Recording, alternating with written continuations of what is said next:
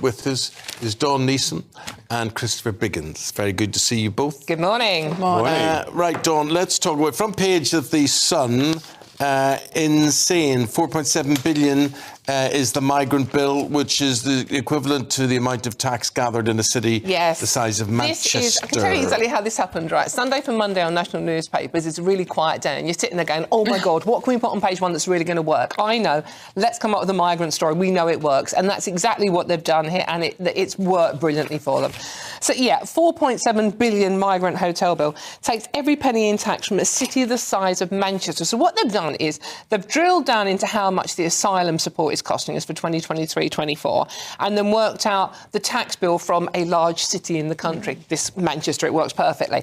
And that is what it costs. So if you live in Manchester, every penny you are paying in tax is supporting the migrant bill. And the numbers involved in this, Miriam and Eamon, are absolutely scary. 4.7 billion in asylum support, 23-24, right, fine. 3.1 billion of that goes on hotel bills.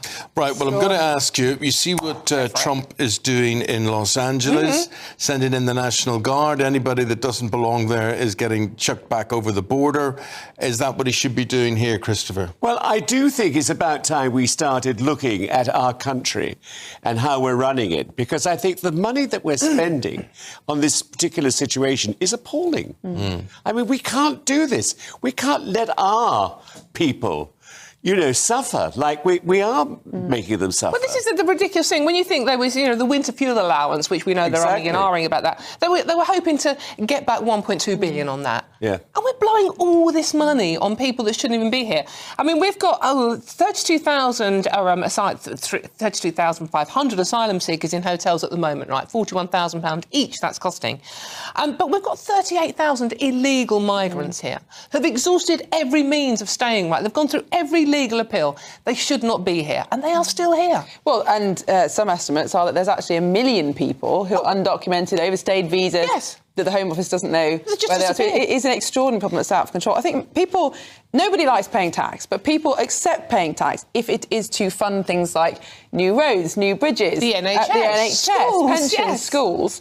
But the sense of unfairness over this level of spending on people who aren't even supposed to be here. And I think, ironically, it comes out of the foreign aid budget. So whatever you think of foreign aid, whether you're in favour or against, it was never meant for this to happen. No, it is absolutely... And going back to Eamon's point about what they're doing in America, I think people are getting so angry in this country now that it's going to be a case where people are going to want that to happen.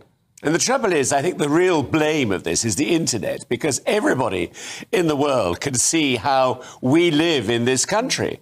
I mean, how the rich live, and they don't actually see how the poor live. You know, I mean, I think it's a really strange thing to have. That's a really good point. And not only does it show people different lifestyles available in different parts of the world, sometimes not accurately, but also it gives information about how to breach security controls. Absolutely. Which countries have the slackest immigration. And we've seen that. And Patrick from GB News went to Calais and the migrants were telling him, well, we know that in Britain you'll provide us a house. Well, how do they know that? Because it's spread on TikTok. Of course, of course. And the other figure in this, which we all know, but the more you see it in print, that annoys you, how much we have given to the French to stop this. And it's £480 million to the French to stop this, and nothing has done. All they do is stand on the beach and film it. That's extraordinary. Great, thanks. They do. I think they do prevent around 1 in 3 small boat launches, but by prevent, they just put them back on the beach. And then they go somewhere else. So they can have another go another day. It's just insane. Just someone make it stop. Well, I'm sure it seems to us, I'm sure around this table, it could be easy to stop. It's not a difficult thing, surely. Well, it's difficult if you're not willing to take big steps like third country processing, like the Rwanda scheme, for example. If you're not willing to leave the ECHR, if you're not willing to actually deport people, it's then impossible. But these are political choices. Why aren't we stopping these gangs? Because these are the gangs that are earning a fortune, making a lot of money, and we're having to pay it all. Because smashing the gangs just creates more gangs. That's the problem with that policy, isn't it? What we need is a deterrent, I mean, but... Well, what you need to do is to be seen to be tough, the way Trump is seen to be tough. And nobody here is tough. I mean, would you try and get into America now, knowing what Trump's like to do to you? You think, no, I'm not doing that. But the irony is, if any of us tried to live illegally in another country, we would be turfed out. Yes, we would. We'd be completely turfed out. Absolutely. So why aren't these people turfed out? Yeah.